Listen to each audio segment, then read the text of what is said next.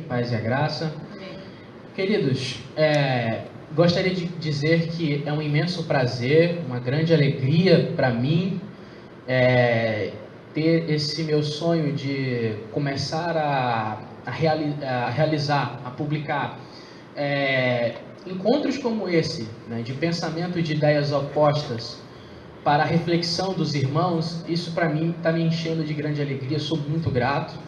Quero agradecer primeiramente a Deus, né, por ter nos sustentado, por ter nos aberto essa oportunidade. Também quero agradecer ao Seminário Peniel, na pessoa do Anderson, né, que nos apoiou, que nos abraçou aqui com essa ideia. Entendeu? Quero agradecer aos debatedores aqui, o pastor e professor Tiago Titilo, o pastor e professor Luiz Jordão, por terem aceito o nosso convite, e também quero agradecer a presença de cada um de vocês aqui, né, que está abrilhantando esse evento com a presença de vocês.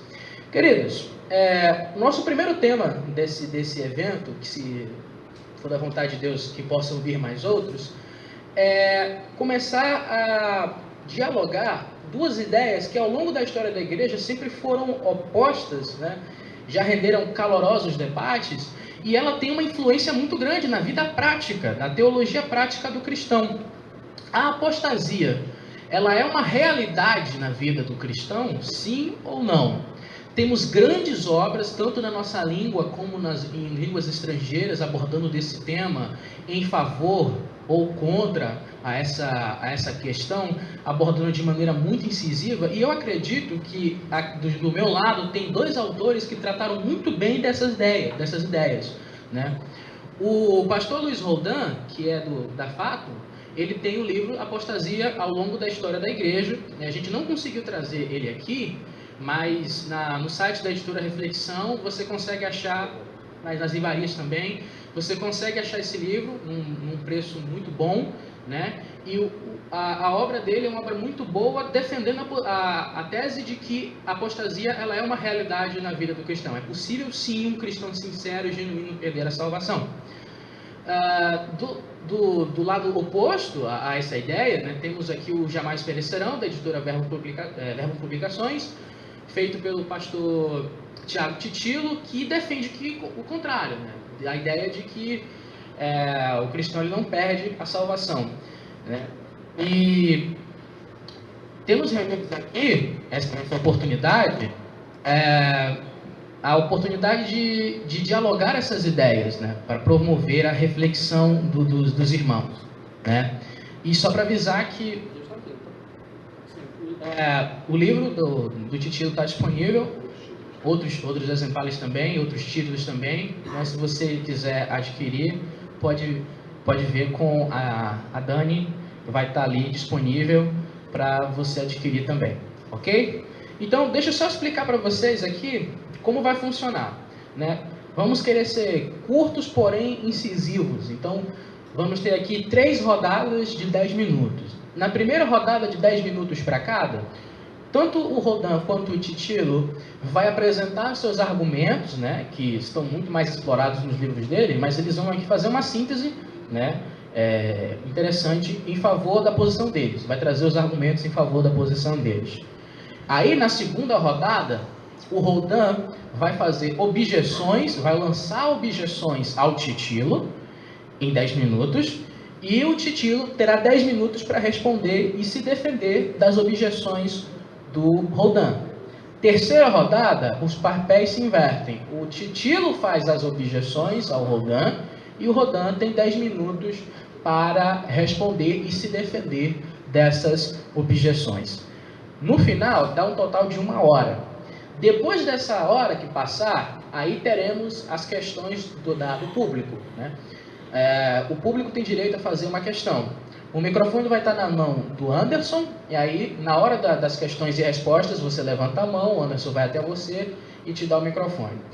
Pedimos aos irmãos que sejam breves e curtos nas perguntas, né? Se você vê que em 30 segundos não conseguirá fazer a pergunta, então a gente recomenda que depois do evento você chama ele, pede o e-mail dele e você faça a pergunta em particular. Mas se você conseguir resumir dentro de 30 segundos, fica à vontade, você levanta a mão e faz a pergunta.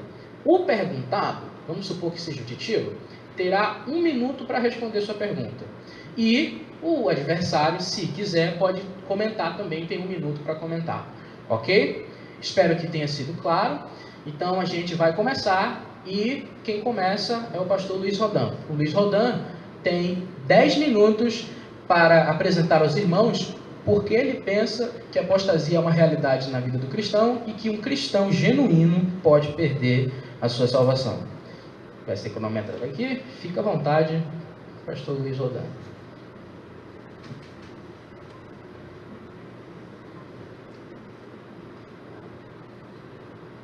Eu cumprimento a todos na paz do Senhor, boa noite. É um prazer estar aqui, quero agradecer a Deus, agradecer a essa igreja, a liderança da mesma, como também a organização, os envolvidos, a disponibilidade também do pastor Tiago Titilo de estar aqui nesse encontro amigável, nós somos amigos e estamos aqui para debater de uma forma cristã sobre um assunto. Eu quero tratar sobre a apostasia como uma possibilidade real dentro da teologia cristã, dentro da vida cristã. Dentro dessa situação, nós precisamos entender algumas coisas.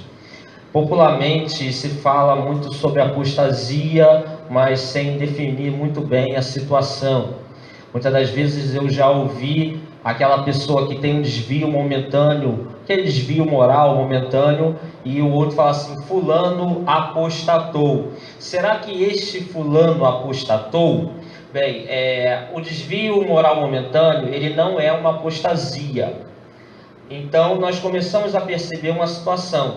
A gente precisa distinguir o que é apostasia realmente, o que é o desvio momentâneo, aquele desvio moral momentâneo. Por quê? Porque o desviado, como nós falamos, essa pessoa ela pode vir a ser restaurada, essa pessoa pode vir a se arrepender e pode vir a, vamos dizer assim, estar novamente agindo como cristão e recebendo as bênçãos de Deus, as bênçãos espirituais de Deus. Quando nós falamos em apostasia, eu quero trazer aqui um pensamento baseado primeiramente em 1 Timóteo 4:1, que diz assim: mas o Espírito expressamente diz que nos últimos tempos apostatarão alguns da fé, dando ouvidos a espíritos enganadores e doutrinas de demônio.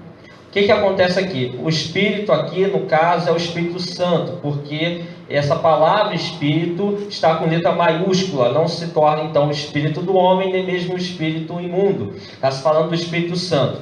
Então o Espírito Santo diz que expressamente alguns apostatarão da fé. Perceba aqui o seguinte, a questão apostatar é você negar pontos básicos da sua fé. Pontos básicos da fé cristã. O que é um ponto base da fé cristã? A questão é o seguinte: se você negar, um dia alguém pregou para você, a graça de Deus veio sobre a sua vida, você foi capaz de crer, você foi capacitado por Deus para crer, você creu e você foi regenerado, e está no processo de santificação.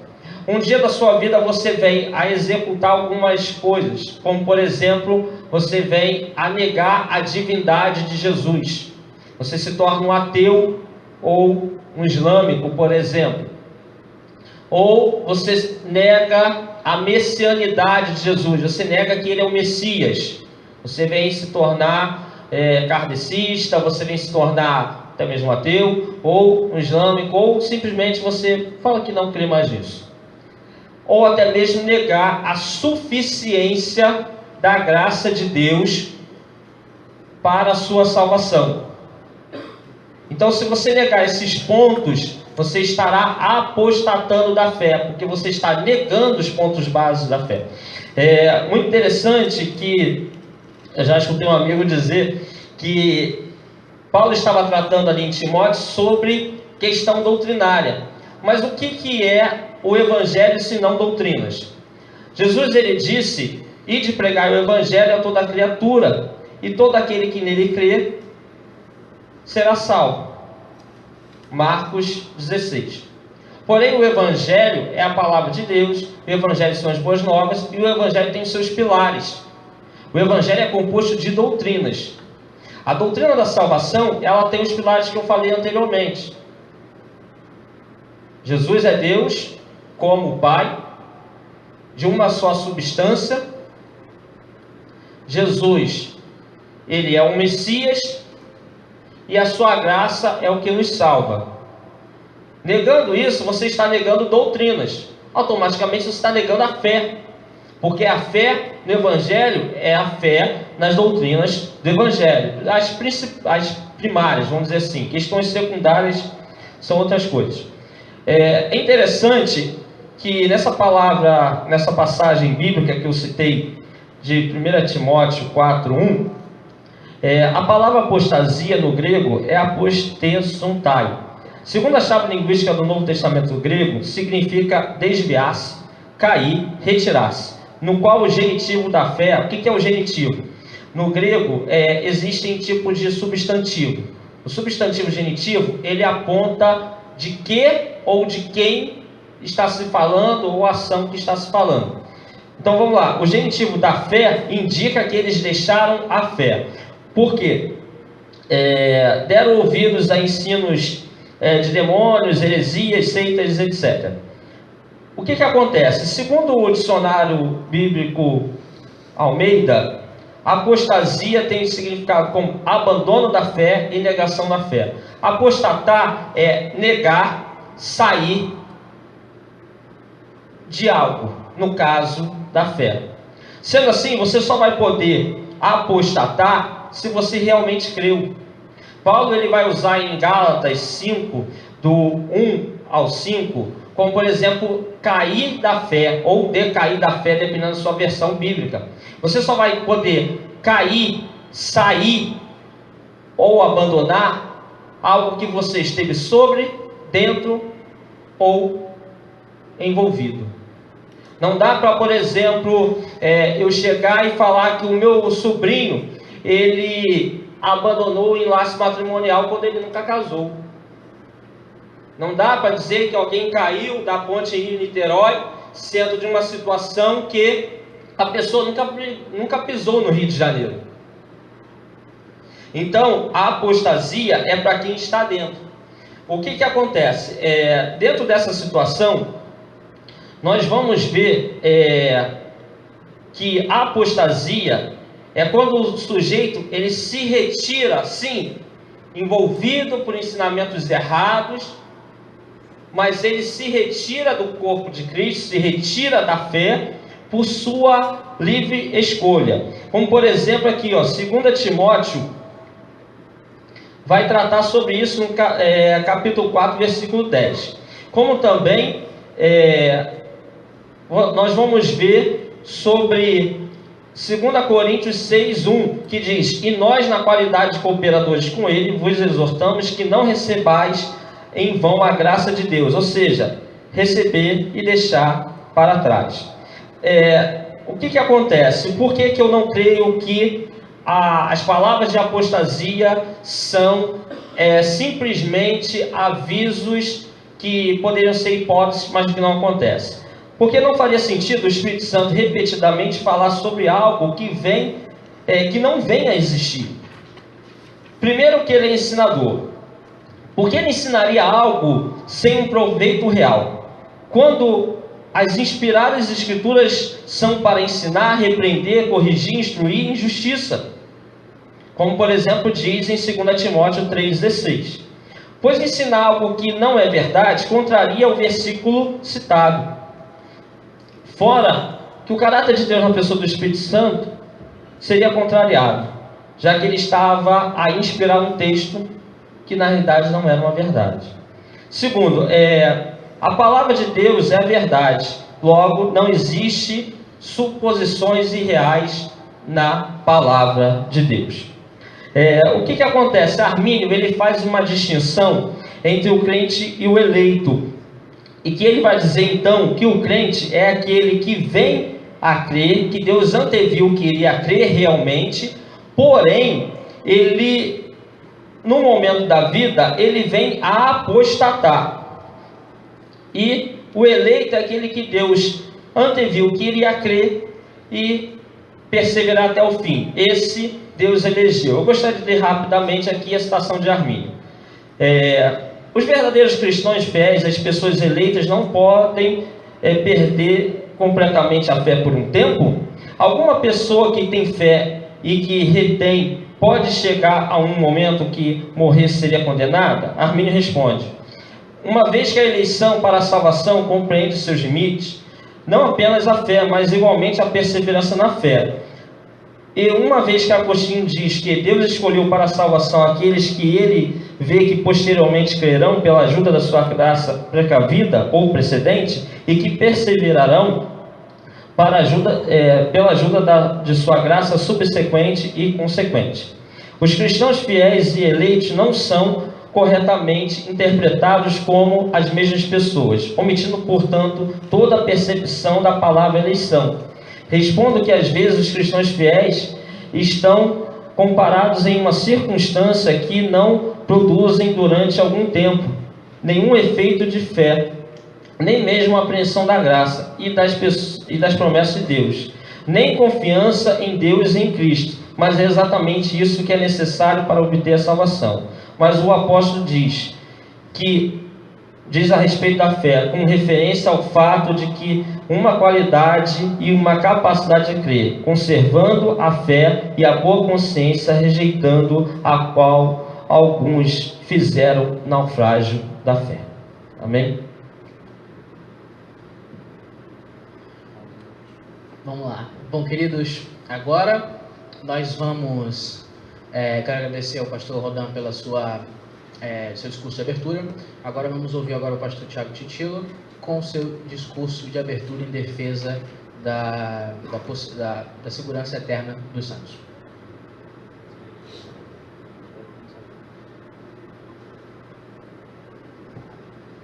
Boa noite a todos. Uma alegria muito grande estar aqui. Eu quero agradecer primeiramente a Deus o privilégio de estar aqui. Em segundo lugar, Seminário Teológico Evangélico Peniel, nas pessoas do pastor Rivelino e a pastora Magda, que aqui não podem estar, e também o Anderson. Agradecer ao Gilberto pela proposta do debate, ao pastor e professor Luiz Roldan, professor da FATM, pela disponibilidade de estar aqui hoje para conversarmos sobre esse tema, e a cada um que está aqui por dar um pouquinho do seu tempo para esse debate acerca da doutrina da salvação. Eu quero começar definindo o que seria a segurança eterna dos santos. A definição correta da doutrina permite com que não sejamos enredados em diversas falácias que surgem como objeção à doutrina por parte, às vezes, de pessoas que não conhecem a doutrina. E eu não estou dizendo que é o caso do pastor Luiz Roldan. Eu vou usar a definição do teólogo estadunidense batista Henry Clarence Thyssen. Ele diz: as Escrituras ensinam que todos aqueles que, mediante a fé, são unidos a Cristo, que foram justificados pela graça de Deus e regenerados por seu Espírito, jamais cairão total ou finalmente do estado de graça, mas certamente nele perseverarão até o final. Algumas considerações são importantes acerca desta definição. Tá? Primeiramente, essa definição não diz que todos os crentes, membros de uma igreja e que servem à igreja com seus dons, estão eternamente seguros. O indivíduo ele pode ser membro de uma igreja, pode servir aquela comunidade com seus dons e pode não ter experimentado uma regeneração, um novo nascimento pela fé em Jesus Cristo. Tanto é que Jesus diz que nos últimos dias, está lá em Mateus 7, versos 21 a 23, muitos dirão que no nome dele expulsou demônios, operou milagres, e Jesus não disse: neste momento em que você fazia isso eu te conhecia, mas depois deixei de te conhecer. Jesus disse: eu nunca vos conheci. Tais pessoas nunca foram salvas, nunca foram conhecidas por Cristo e ainda assim serviam utilizando dons e talentos e dons, inclusive sobrenaturais, no exercício da vida deles. Né? Então, eu vou pegar como exemplo de uma pessoa que tinha aparência de ser cristã, andava no meio da comunidade dos cristãos, mas não era salvo. Vou usar o exemplo aqui de Judas. Judas, como membro do colégio apostólico, ele recebeu de Cristo, inclusive, o poder de expulsar demônios, de expelir demônios, de expulsar demônios, de curar enfermos, de ressuscitar os mortos, mas certamente ele está entre estes que ouvirão do Senhor Jesus, que nunca foi dele conhecido. A doutrina da segurança eterna, ela também não sugere que o verdadeiro crente não pode ocasionalmente cair em pecado, tá? Um exemplo disso é Pedro, que tendo se visto numa situação de temor pela sua vida, ele nega a Cristo 3 vezes, e é claro que essa negação não foi um simples eu não conheço este homem, porque a última negação dele, o texto bíblico diz que ele praguejou, né? Na verdade, o verbo grego é anatematizem, é muito mais do que praguejar, é lançar maldições ou invocar maldições. Ele chegou muito próximo da blasfêmia, e ainda assim o texto vai demonstrar que um coração regenerado chora amargamente pelos seus pecados. Ele chorou amargamente e depois foi tratado por Deus quando ele teve ali o encontro com Cristo. Quando ele teve ali o encontro com Cristo na praia, no final do Evangelho de João. Outro exemplo é o exemplo do filho pródigo, que foi para uma terra distante, mas em um momento ou outro aqueles que de fato conhecem o Pai, viveram com o Pai e tiveram experiência com o Pai, irão voltar. Bem, a doutrina ela pode ser deduzida sistematicamente a partir de 4 verdades específicas. Primeiro, da natureza eterna da vida recebida na conversão. Quando o indivíduo crê em Jesus Cristo, ele não terá a vida eterna após a morte. Ele recebe a vida eterna naquele momento. Zoé aionios, expressão grega, né? Vida, substantivo zoé, aionios, adjetivo eterno. Se o indivíduo possui a vida eterna e perde a sua salvação, essa vida que ele recebeu não foi eterna, foi temporária, foi efêmera, ok? Isso pode ser visto em diversos textos, principalmente no Evangelho de João, que é um evangelho que trata daquilo que nós chamamos na teologia de escatologia realizada, tá? A segunda verdade é a mudança radical da natureza do pecador quando da regeneração. Ele recebe uma nova natureza, ele se torna uma nova criatura e, como tal, ele não tem prazer na prática do pecado. Não quer dizer que ele não possa vir a pecar ou até passar um período mais ou menos longo no pecado, mas isso o incomodará porque a sua alma tem prazer na vontade de Deus e ele viverá em conflito consigo mesmo. Por isso que João vai dizer em 1 João 3,9 que aquele que é nascido de Deus não peca. E ali seria melhor traduzido por não vive na prática do pecado, porque ele traz em si a semente divina.